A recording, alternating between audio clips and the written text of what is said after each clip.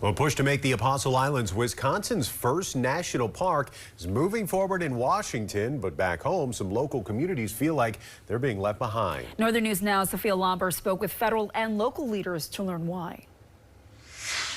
Proponents are excited about the possibility of these islands here behind me becoming Wisconsin's first national park. But local government and tribal leaders here in Bayfield County and other nearby communities feel local voices have been left out of the conversation. Author of the federal legislation, Wisconsin's U.S. Representative Tom Tiffany claims elevating the Apostle Islands National Lakeshore to a national park will boost tourism and the local economy. I mean, when you look at people when they draw up their bucket list to visit the national parks, it isn't to see the national lake shores. But Red Cliff Band Chairwoman Nicole Boyd says local communities haven't received any plan for handling hundreds of thousands of additional visitors each year. We're a small tourism community as is. We're struggling to meet local needs with EMS, with law enforcement, with infrastructure. The band also worries about the environmental impacts of more visitors, noting the commercial fishing industry is already struggling. Tiffany first introduced the bill in 2024. He then collected feedback before reintroducing it in September of 2025. When I talk to people around the state,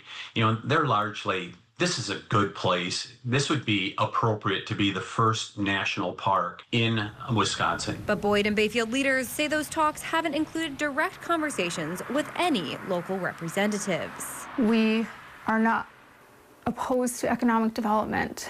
We want it done in the right way. We want to be at the table. Ashland and Bayfield County and the city of Washburn all previously passed resolutions opposing the legislation the first time around. Bayfield and Red Cliff have now authored a new resolution opposing the second iteration of the bill. In Bayfield County, Sophia Lauber, Northern News Now.